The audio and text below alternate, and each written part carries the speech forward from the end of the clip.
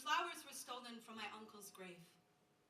My grandmother drove to our house and collapsed at our door, strangled as an empty Christmas stocking, wailing for her piece of coal. I had never seen a person so finished with God.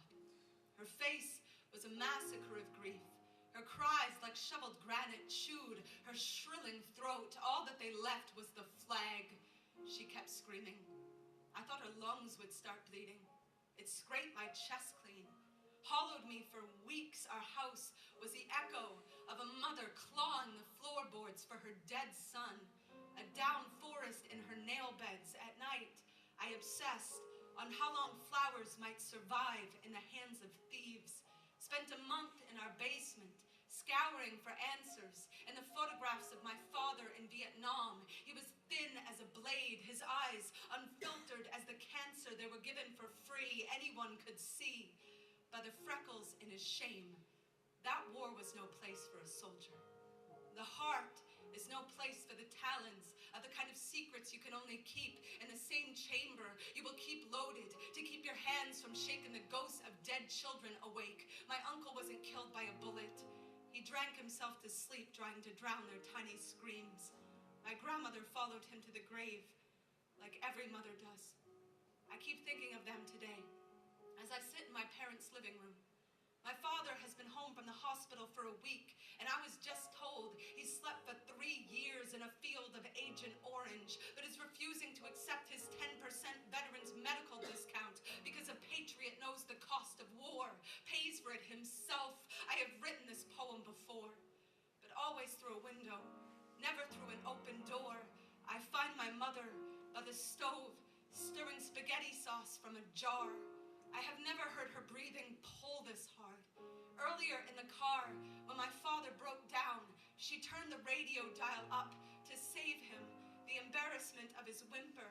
The radio was playing I Wanna Sex You Up. We listened to it for 3 minutes at full volume. It was fucking hilarious. How none of us heard a word. I don't hear the words anymore. The president announces the end of a war, and I just stare at my mother's eyes as my father's face falls into the trembling trench of his hands like a boy fresh out of boot camp who's just dropped his gun into somebody's cradle. When a war ends, what does that look like exactly? Do the cells in the body stop detonating themselves? Does the orphanage stop screaming for its mother when the sand in the desert has been melted down to glass and our reflection is not something we can stand to look at? Does the white flag make for a perfect blindfold? Yesterday, I heard a story about a little girl in Iraq, 6 years old, who cannot fall asleep because when she does, she dreams of nothing but the day she watched her dog eat her neighbor's corpse. If you told her the war is over, do you think she'd sleep?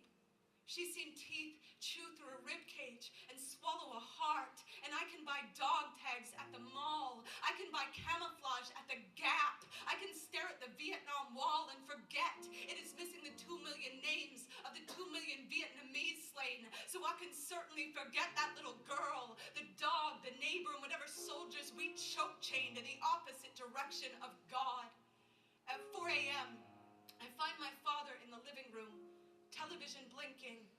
The newscaster says the number of U.S. soldiers who were killed this month at war was outdone by the number who came home and committed suicide. Outside, there was a flag waving from our front door. My father picked it out as carefully as he picked out my name. I want to tell him I still build my spine from the clothesline that holds his work shirts, but I know I'd start crying. I am exactly like him. We both have wrinkles around our eyes, 100 years older than our age. We both carry ourselves like an ambulance with someone dead inside, still thinking we might get there in time. I didn't get here in time. This house echoes like an empty canteen. Flowers don't survive long in the hands of thieves. So much is wilting. I look back out the window. My father's flag is aglow in the moonlight. I remember something I was told many years ago. I was told in World War II, 80% of U.S. soldiers could not bring themselves to kill soldier they found sleeping. Sleeping. I want to ask my father if he thinks that's true. But I know he won't sleep if I do. And he needs to sleep. God knows. We all do.